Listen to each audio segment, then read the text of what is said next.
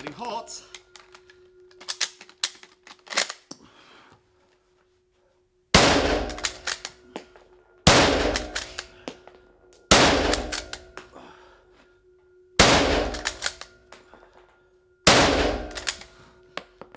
This one's hard work. Ah. Woo.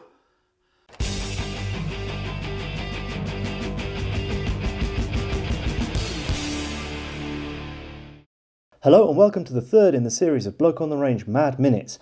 We started a while back with the number 4, we then moved on to the K31, and this time it's the manky Mauser Kar98k, and you just saw me put 20 rounds with a massive brain fart partway through in a minute, and I was quite surprised at that, but we'll get onto that in a minute. As we've been doing so far, we'll talk some technique first, then we'll go through the minute in detail, and there's some particular points about this particular design of rifle that we'll go into as well. So to start with, as you'll have spotted, I middle fingered it as far as possible. Now the 98k turn down bolt handle does let you reach the trigger. It's further forward than on the number 4, so it doesn't quite fall under the finger quite as well, but it's there, it's entirely doable. Now you might have noticed that I didn't manage to do it all the way through the entire minute, and we'll get onto why that is in a moment. So basically, technique as before. If you haven't seen the number 4 minute, please go and have a look at it. There's a playlist with all the mad minutes that's being added to as they're published. So let's just dive straight into the video and see what's going on and why, and I'll discuss why certain things are happening due to certain elements of the design of the rifle. So same setup as before, camera, shot timer, and then start the timer.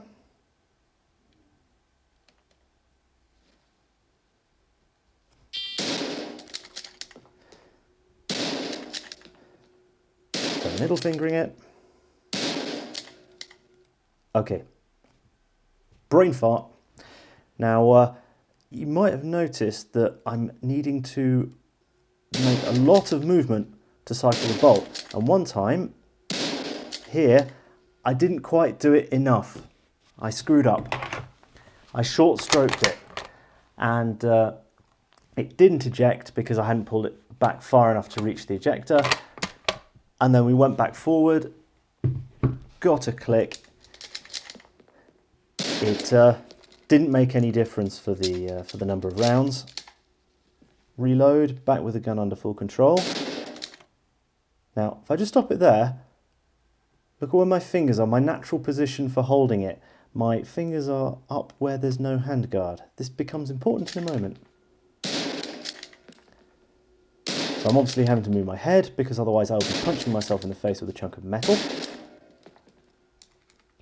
Reloads are pretty uneventful, as you'd expect, because now the charger clips, unless they're rusted, tend to go rather smoothly. Right, now what's happening here is that I can't put my fingers anymore where I had them, because they were resting on the exposed barrel, which gets very hot very quickly. So I've had to bring them down, and now I've got less control over the rifle with my left hand, because this forend, compared to the other 2 rifles, is extremely skinny, and these grasping grooves are not very deep. So, continuing on, I'm now having to readjust my grip every time, and it's getting very, very hot, and it's getting hard work. So whenever I feel I've not got enough control over the rifle, I'm going back to taking a conventional grip with the right hand, and then beep. So even with that brain fart, I wouldn't have got an extra round out of there. Okay. Now, going back to the rifle, I'm sorry, I'm going to give my honest opinion on this, which is that these are not very good for rapid fire. There's several problems with them. First of all, as I mentioned, they're pretty skinny up front, so you don't have quite as much control over it. And they get very, very hot very, very quickly. So this is, has an impact on where you can hold it, how you can hold it. You're really forced to get your fingers right down away. I mean, if we look at the K31, you've got massive grasping grooves, you've got a lot more wood and chunk there. You've got lots of places to put your hands. And the number 4, the wood is protected right back up to the receiver, so that you can put your hand wherever you want without, or with very, very little risk of it getting overly hot. And in any case, the receiver's thicker than the barrel. You're unlikely to have massive issues. The other interesting point is that the handguard on a Kar98k is only short. It is literally a handguard. All it does is protects the hand during bayonet fighting or carrying. It doesn't protect your hand back here, so your sights get hot, and it doesn't protect the barrel up here, which means that you get mirage, you get heat haze rising very, very quickly. And notice this, we had one of these as a club gun back in Holland, and after 4 or 5 rounds of even relatively slow fire on an indoor range, when you're trying to take precise aim shots at 100 meters, it would flimmern, as it is in German. It's kind of annoying. It comes up an awful lot quicker than with either of these other two, which have handguards that go a lot further forward. Also, the sights that pointed up there are extremely fine. They're a inverted V on the front and a V at the back. And once you're getting towards the end of that minute, they're just disappearing in the haze, or more to the point, the target is disappearing. The target is really, really swimming. Now, we're shooting these 10-meter air pistol targets at about 20 meters here. And honestly, this is just dancing. I mean, you're shooting at a mirage, literally. You've got mirage rising off the barrel and you're shooting at it. And the sights compared to a K31 or a number 4 are also low to the barrel, which doesn't help either. So we've got a bit of a combination of a skinny rifle. I mean, it's light, great to carry it around all day compared to the other two, but once you actually get down to shooting, you've got less control over it. You've got skinny, pointy sights that are low to the barrel, and that once you're into 10 rounds of making the target dance, they're the least good sights of all 3 straight off. And then plus, you've got to work very, very hard to work the barrel. And I'm sitting at a table here, so I can just cycle it without moving my head, but when I'm prone, it puts my head further forward, and I'm having to work hard. That was hard work, and you didn't see it, but afterwards, I was actually kind of panting. Now, the unfortunate consequence of all of this is that the effect on target of the 98k was worse than with the number 4, which was also worse than the K31. And this is a combination of hard work and the mirage rising off the barrel, making the sights dance. So, yes. So that's it from the from a sort of technique perspective. What about the stats? I've got my 20 shots there. I've taken out that one where I short stroked it and got a click, so that's human error. So without human error, 2.22 seconds, so just over 2 seconds a shot. And the reloads were 685, 503, 679. Now, if we were to compare that to the number 4, I've got, including all the human errors, 1.7 seconds. Take the human errors out, I've got 1.56 seconds. K31 is similar, except there's less human errors, just its reloads suck.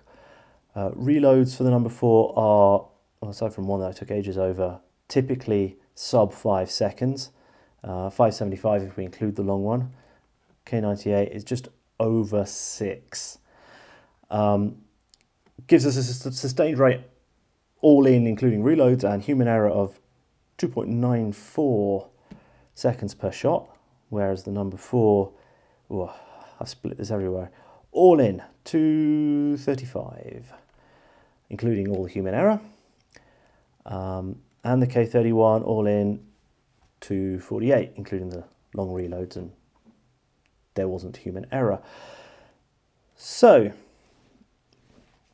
if we go back to the graph, if we graph the splits after having taken out the human error, we get slower as we go along, which is fairly obvious once I start having to not middle finger it anymore and put my hand back on the grip properly. It's hard work. It's seriously hard work. This is where we get into an interesting question of doctrine, because the Swiss had a 12 rounds a minute doctrine. The Brits had a training for 15 and shooting 12 to 15, or by the Second World War there's reports of even more being used. What was the German doctrine on rapid fire? And the answer is there wasn't one. In their training manuals there is no exercise which involves firing more than one shot against the clock. They had a snap shooting exercise where you started with the butt on the ground and you had, in the hardest exercise, 7 seconds to bring the rifle up and fire.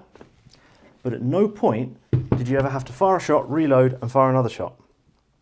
The only place I found anything coming even close to a rapid fire doctrine is, strangely enough, in this book here, Kennblätter fremden Geräts, so recognition sheets of foreign devices. And if we go through this and we look at it, we find that they rate basically every repeating rifle which takes a charger clip or a Mannlicher type clip as 8 to 10 shots a minute. And that includes Lee-Enfields, it includes Kar98k alikes, because even though Yugoslav Model 24, for instance, is essentially identical to a Kar98k, it's still got a data sheet. There's all sorts of funniness in this book because, for instance, P14s have different data sheets depending on whether they were captured from the Brits or the Russians or wherever. It's kind of overdone. But anyway, yeah, 8 to 10 rounds a minute. I did 20. I was rather more than I expected, to be honest. I'd sort of beforehand thought I'm likely to get 25 plus out of the number 4. I was likely to get 20 to 25 out of the K31, and I was expecting 15 to 20 at the max. I was thinking probably more 16, 17 out of the 98k, but I was quite pleased to get 20. What also helped that a little bit is that this is a seriously worn rifle. If you look at the other videos I've described the bolt on this is quite worn. This is by far the smoothest, non-tricked out 98 type action that I've ever fired. I'm always impressed by the Stangskeeting guys, sorry if I've said that wrong, in Norway with their sporterized heavy barrel 98Ks, which I presume are polished, and what they managed to do with them. But this is a really well-worn military standard one. Anyway, that's it for today. There's one more rifle left in the initial series, and that's going to be the most boring one, the M1 Garand. Garand. Whatever I say, people are going to criticize me. So that one, semi-auto, boring.